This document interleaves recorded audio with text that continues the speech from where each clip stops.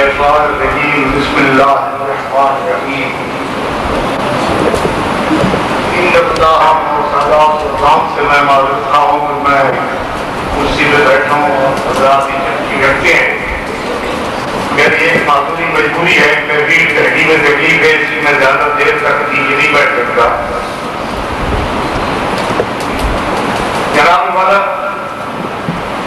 اللہ تعالیٰ کا لاکھ لاکھ شکر کہ ہمیں حضور نبی کریم صلی اللہ علیہ وسلم کی خدمت بنایا, اور لاکھ لاکھ اس کا شکر کہ حضور کی سیاست پاک کا ہمیں غلام بنایا.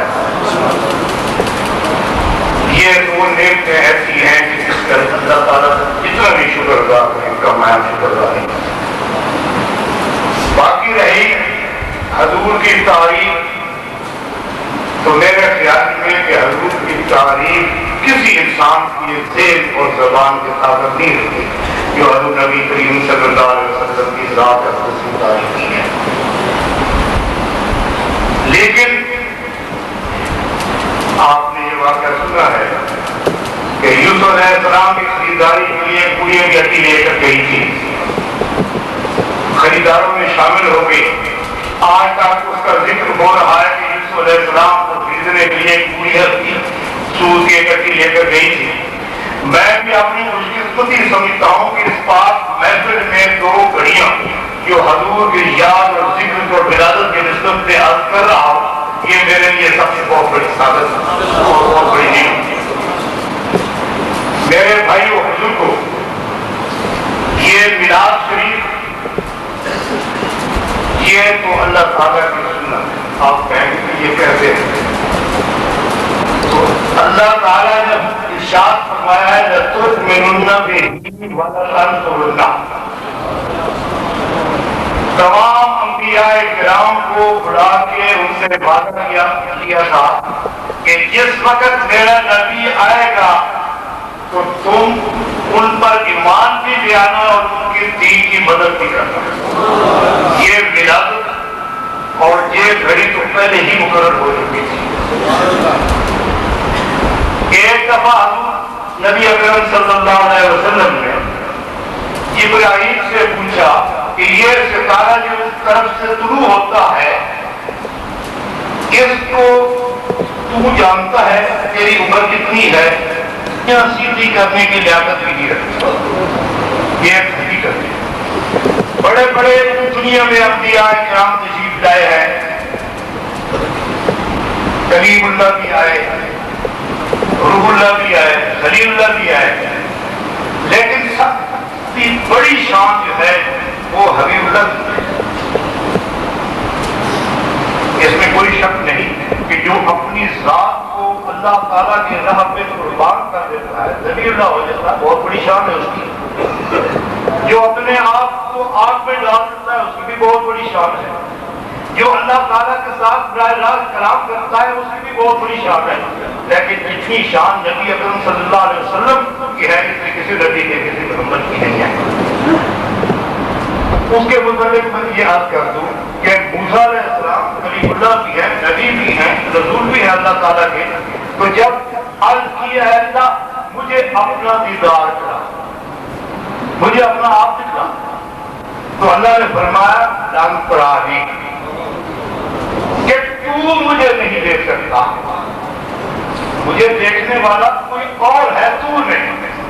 تو وہ کون ہے؟ وہ یہ نبی کی ذات ہے جس کا ذکر ہم آج کر رہے ہیں, جس کی میلاد پر ہم خوش ہو رہے ہیں. اگر ایک کافر کو حضور کی ولادت کی وجہ سے اس وقت عذاب سے بھی نجات ہو سکتی ہے, اس کو بہشتی غذا بھی مل سکتی ہے, ہم تو اس کے غلاموں کے غلام ہیں, اس کا ذکر کرنے والے ہیں, اس پر ایمان لانے والے ہیں.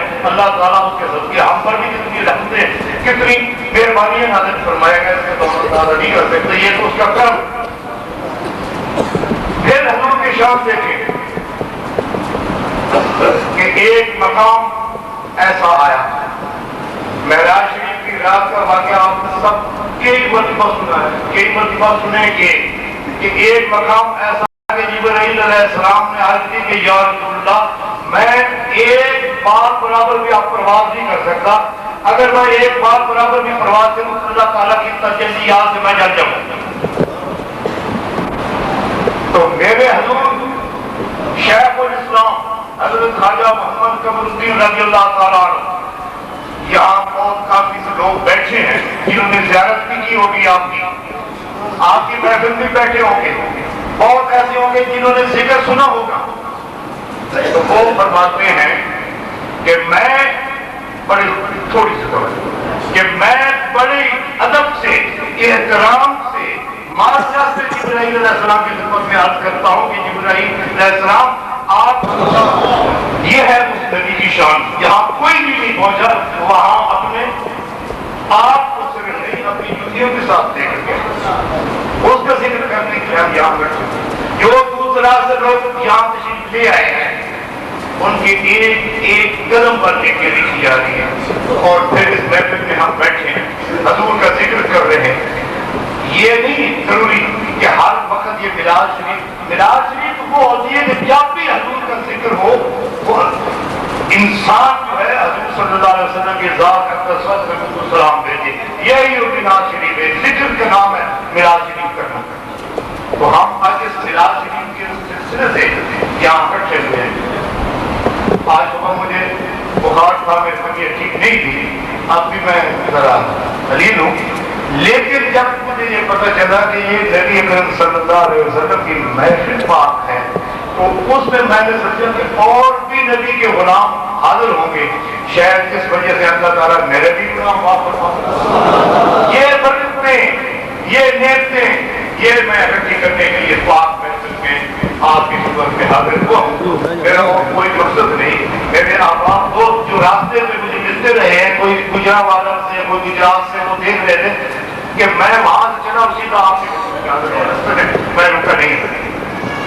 تو میں یہ آپ کی خدمت میں التجا کرتا ہوں کہ میرے بھائیوں اس رستے پر ہمیں چلنا چاہیے جو کہ حضور شیخ الاسلام حضرت خواجہ محمد الدین صاحب ہمیں فرمائے.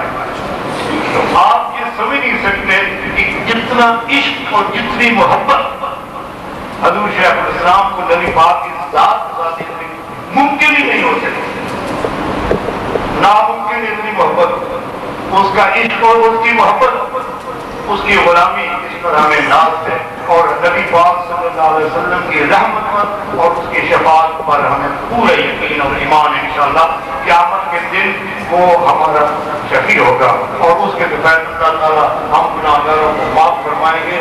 اللہ تعالیٰ ہمیں ایمان سے جلائے اور ایمان سے مارے گا. اور آخری مرتبہ اللہ تعالیٰ ہر مسلمان کو نبی پاک ذکر نصیب فرمائے. اللہ تعالیٰ آپ کو سلامت رکھے. تو آخر میں یہ التجا کرتا ہوں کہ میرے